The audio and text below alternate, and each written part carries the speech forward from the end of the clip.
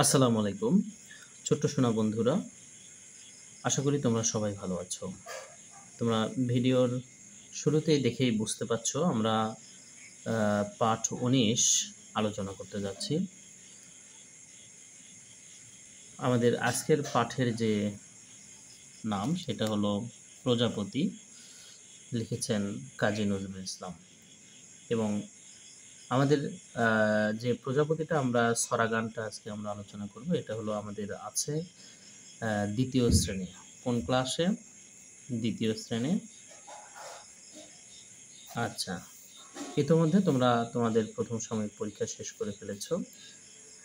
তো ভিডিও শুরু করার আগে সবার কাছে একটাই অনুরোধ, যারা এখনও আমার চ্যানেলটি সাবস্ক্রাইব করনি তারা আমার চ্যানেলটি সাবস্ক্রাইব করে পাশে থাকা বেল বাটনটি বাজিয়ে দাও, যাতে এরকম শিক্ষামূলক ভিডিও আপলোড করলে সর্বপ্রথম তোমার ফোনে নোটিফিকেশনটি তুমি পেয়ে যাও। তো চলো কথা না বাড়িয়ে শুরু করি। তো প্রথমেই আমরা একটু একবার আমাদের ছড়া গানটা পড়ে নেব।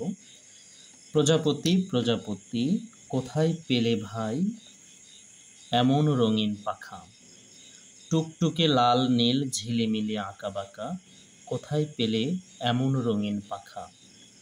তুমি টুলটুলে বনফুলে মধু খাও, মোর বন্ধু হয়ে সেই মধু দাও, মধু দাও। দাও পাখা দাও সোনালি রূপালি পরাগ মাখা, কোথায় পেলে ভাই এমন রঙিন পাখা। আমরা ছড়া গানটা পড়ে ফেললাম।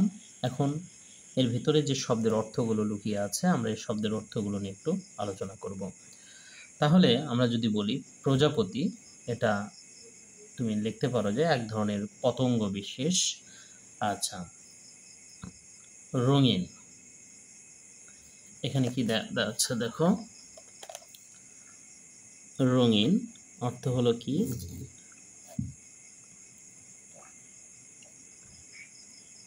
রঞ্জিত আমরা লিখতে পারি। রঙিন অর্থ কি? রঞ্জিত। আচ্ছা, টুকটুকে, এটার অর্থ হবে কি হতে পারে? গাঢ়। টুকটুকে অর্থ কি? গাঢ়। লাল নীল তো আমরা জানি। আচ্ছা, ঝিলিমিলি আঁকা বাঁকা, কোথায় পেলে এমন রঙিন পাখা। পাখা শব্দের অর্থ আমরা কি জানি? ডানা। পাখা শব্দের অর্থ কি জানি? ডানা। যদি আমাদের এই ভাই শব্দের প্রতিশব্দ বা সমার্থক শব্দ লিখতে বলে, তাহলে আমরা কি লিখব? ভ্রাতা। কি লিখব? ভ্রাতা। ওকে, তাহলে এতটুকু আমরা এর মধ্যে যতটুকু শব্দের অর্থ থাকার কথা সেগুলো আমরা পড়ে ফেললাম। প্রজাপতি প্রজাপতি কোথায় পেলে ভাই এমন রঙিন পাখা। কবি প্রজাপতিকে লক্ষ্য করে বলছে যে তোমার এত রঙিন এত সুন্দর পাখা তুমি কোথায় পেয়েছো? যার টুকটুকে লাল নীল তোমার পাখা, এত রং বেরঙের, হ্যাঁ, এত সুন্দর পাখা তুমি কোথায় পেয়েছো? তুমি টুলটুলে বনফুলে মধু খাও। বন অর্থ আমরা যদি বলি তাহলে বন অর্থ কি হবে? জঙ্গল। অথবা তুমি যদি উপবন লেখো কি হবে? উপবন, তাও হবে উপবন। আচ্ছা, ফুল যদি আমরা লিখি তাহলে কি হবে? পুষ্প। ফুল অর্থ কি? পুষ্প। তুমি টুলটুলে বনফুলে মধু খাও। মোর, মোর অর্থ কি? আমার। মোর মানে কি? আমার। মোর বন্ধু, বন্ধু কি? মিত্র বা সখা। বন্ধু হয়ে সেই মধু দাও, সেই মধু দাও। কোথায় পেলে ভাই এমন রঙিন পাখা।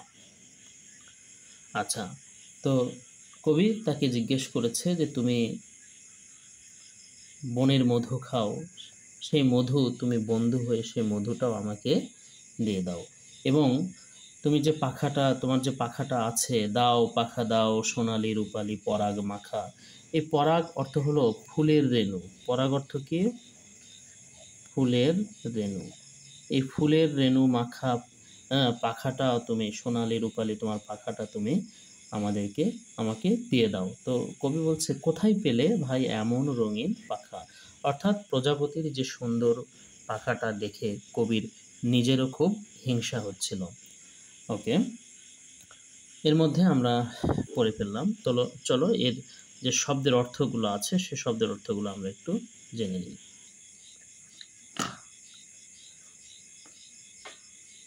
দেখতে পাচ্ছ পাখা অর্থ কি ডানা, সোনালি সোনার মতো রং, পরাগ অর্থ হলো কি ফুলের রেণু। আচ্ছা, এখানে দেখো ডান পাশ থেকে শব্দ এনে খালি ঘরে বসায়। ডান পাশে আমাদের কিছু শব্দ দেওয়া আছে, এই শব্দগুলো এই শূন্যস্থানগুলোতে বসবে। তো চলো কোন শব্দ কোন ঘরে বসে আমরা একটু দেখে নিই। রুমি ড্যাশ লাল জামা পরেছে, তাহলে আমরা বুঝতেই পারছি এখানে কি হবে, 1 নম্বরে হবে রুমি টুকটুকে কি পরেছে, টুকটুকে,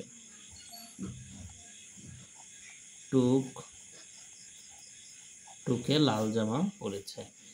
ফুলে ফুলে ড্যাশ উঠছে, তাহলে এটা কি হবে, ফুলে ফুলে প্রজাপতি,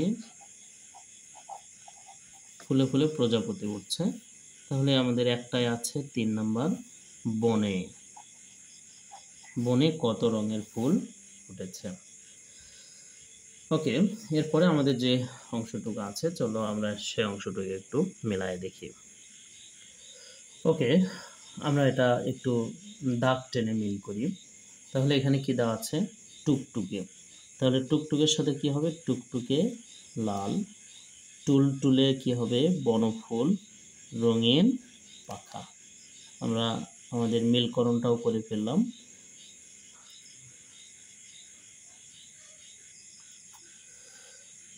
ওকে, আমাদের পরবর্তী যে আইটেমটা আছে সেটা হলো বলি ও লিখি। বলি ও লিখি। প্রজাপতির পাখা কেমন, প্রজাপতির পাখা কেমন, রঙিন, প্রজাপতির পাখা রঙিন। প্রজাপতি কোথা থেকে মধু খায়, প্রজাপতি কোথা থেকে মধু খায়, প্রজাপতি বন থেকে মধু খায়। আচ্ছা, প্রজাপতি কোথা থেকে পাখা মানে মধু খায়, বনফুল থেকে, বনফুল থেকে কি খায়, মধু খায়। কবি প্রজাপতির কাছে কি চেয়েছেন, কবি প্রজাপতির কাছে চেয়েছেন মধু,